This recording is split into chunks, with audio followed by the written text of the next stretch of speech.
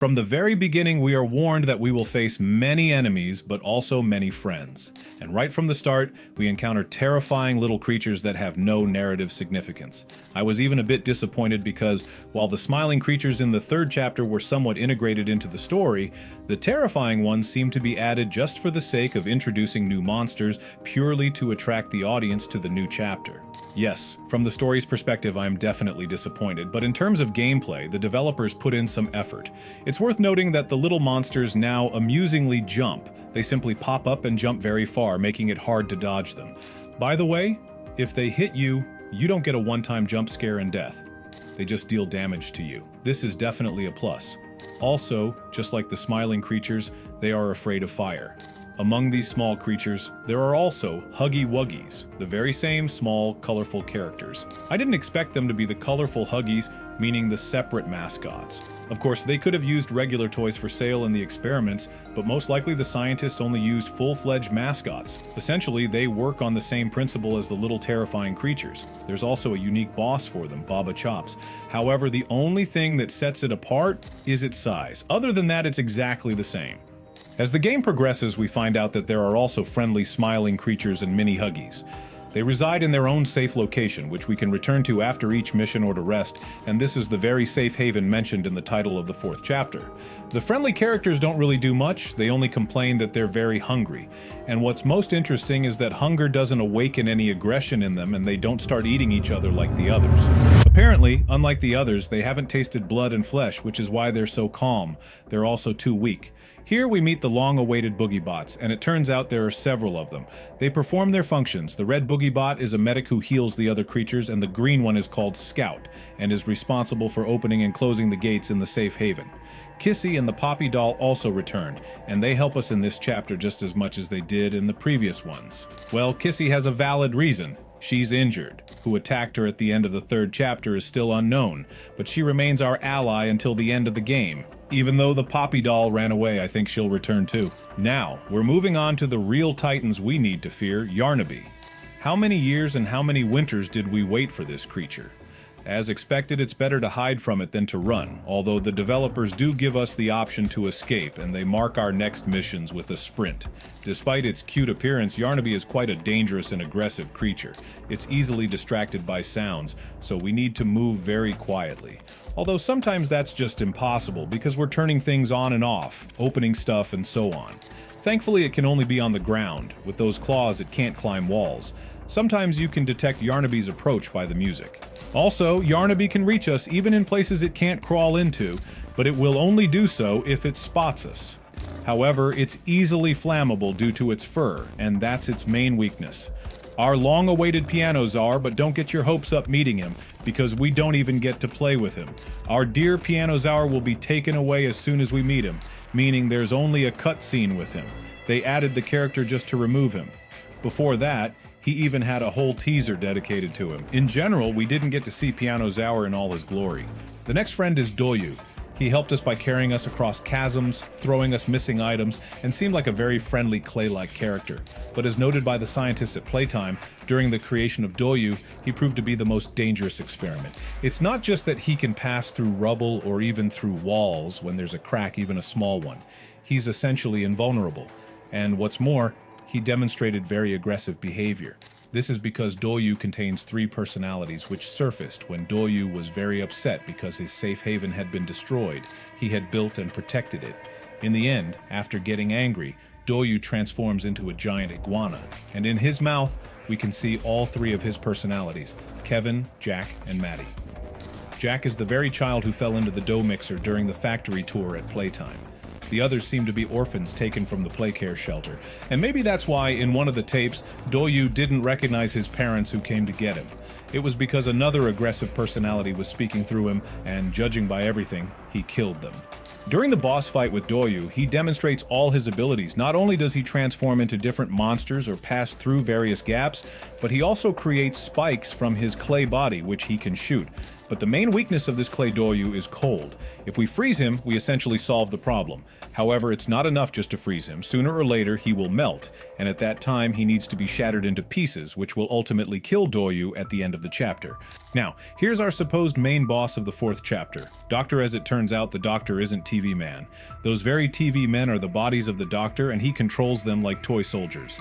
In fact, they're not separate mannequins or characters. They are the Doctor. He's everywhere. Every TV could be the Doctor watching us from every camera, and he could always do this. It's no coincidence that he says there's something special about us, meaning he's been watching us. Let me remind you who this Doctor is. Harley Sawyer, who once led the large body experiments at Playtime Company. He's the one who created all the monsters. In the end, he turned into a monster himself, or perhaps they made him one. It's all because Doctor. Harley allowed himself too many liberties and basically pissed off all the company's higher-ups. He could take orphans for experiments, and he's responsible for many of the casualties. All these incidents at the company happened because of him, a man who simply wanted to make the world a better place. Well, they made him better, and indeed that's what happened.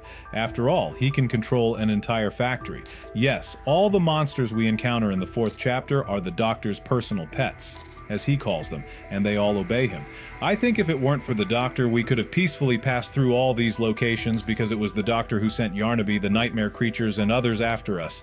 In the end, we destroy the Doctor's heart because we're fed up with his endless evil monologues, but he wasn't working alone. He was hand in hand with the prototype. And again, the prototype.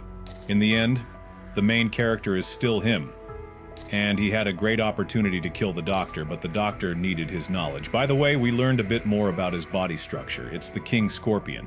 He hasn't appeared as a full boss in the game yet, but we do learn more about his motives. For example, we find out that all this time he was Ollie, as I mentioned a year ago, because the prototype can change voices. And at the same time, he clearly says that Poppy is needed for something greater. Apparently he's obsessed with some kind of mission, though we don't know what that is yet. And now at the very end, we meet our dear Huggy Wuggy, who somehow managed to survive. This return was by far the most clever and unexpected of all the surprises. The way it was executed truly caught us off guard. First of all, thanks to the light shining from the signal lamps, we initially see that the character's fur color appears to be pink, which immediately led us to think that it was Kissy Missy. But as it turns out, it was completely the opposite of what we had anticipated. Back in Chapter 2, when we first saw the distant silhouette of Kissy Missy, the eerie music made us believe that it was actually Huggy Wuggy. But then, as she stepped forward, we were confronted with a completely different character altogether. Now, here we are in a very similar situation. We thought it was going to be Kissy, but it turned out to be Huggy instead. This moment clearly serves as a reference to that earlier one. Now, this blue creature, as we can see, is practically indestructible, considering that it managed to recover from such a dramatic fall. But honestly, I'm genuinely happy that it made a comeback. It's one of those moments in the game that truly makes an impact. So tell me, which character stood out the most to you? Let's move on to my theory about Yarnaby. Imagine this. A little boy, once an ordinary child named Quinn Navidson. He became so attached to Dr. Henry Sawyer that the Doctor started manipulating his mind, trying to diminish his abilities within the PlayStation. This manipulation eventually led to the Doctor brainwashing the boy, turning him into Experiment 1166, better known as Yarnaby. Initially, the Doctor wanted to use him as a personal bodyguard to ensure his safety and control, but later, after Playtime Cutsers eliminated Sawyer, Yarnaby went through a profound shock and fell into a state of deep grief and despair. This could explain why Yarnaby looks so broken and uncontrollable. His sense of loss and pain likely stays with him, turning him into a dangerous creature.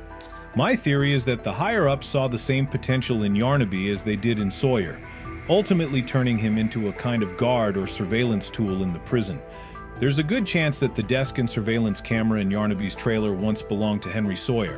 The higher-ups could have turned Yarnaby into a bodyguard to protect themselves. What do you think about this theory? Diving even deeper into the potential connection between Yarnaby and the prototype, I have a crazy theory that Chapter 4 clearly suggests Yarnaby might be stitching toys together, as seen with the stuffed Huggy Wuggy stitched with Yarnaby's threads. In the Poppy Playtime Chapter 3 trailer, we see the silhouette of what we think is the prototype, seemingly made up of several recognizable Poppy Playtime characters combined into one. And at the end of Poppy Playtime Chapter 2, Mommy Longlegs screams, "He will make me a part of him."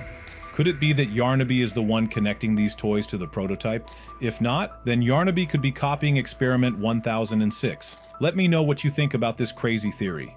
I have a super interesting theory about a new gameplay mechanic that might be added to the game, and I think it could really change the way we approach things. Aside from the possibility that Yarnaby could be a guard in a prison setting, which opens up a ton of new dynamics, we've also seen these strange eyes appearing on computer screens throughout the game. This suggests that someone might be watching our every move, which leads me to wonder about the potential new mechanic that could be introduced. If we look back at Deep Sleep, for example, there was a key moment where we had to use a gas mask to navigate areas that were filled with this ominous, sinister red gas from catnap, which was a unique challenge in its own right. It's highly likely that something similar, maybe even the same mechanic, could be implemented in the new chapter. But considering that the creators have already teased that Chapter 4 is going to be the biggest one yet, it stands to reason that there will be another entirely new feature that will add even more layers of complexity to the gameplay. After the official introduction of Pianosaurus and Poppy Playtime, I've been really intrigued by the idea of a secondary antagonist playing a crucial role in this upcoming chapter of the horror series. Given that Pianosaurus is this eerie musical toy with piano-like keys on its body, it opens up a ton of potential for unique gameplay mechanics centered around sound. The thought crossed my mind that, at some point in the game, you might actually need to rely on sound to track down Pianosaurus or figure out where it is hiding. Imagine having to listen closely to its movements, like the faint sound of keys tapping or eerie melodies in the distance, guiding you to its location, but also forcing you to stay alert and cautious at the same time. Building on that, I wonder if the new chapter will have you juggling multiple challenges simultaneously, like having to avoid surveillance cameras, listen intently for any noises, and perhaps deal with limited visibility because of the returning red gas from earlier chapters. The gas, which already made navigating certain areas tricky, could now be even more of a hindrance, creating an atmosphere of fear and tension. This combination of sound and limited sight could push the player to rely heavily on their hearing to survive, making sound just as important, if not more so, than their sense of sight. If they misstep or fail to stay alert, it could lead to dangerous encounters with Pianosaurus or other threats lurking in the shadows.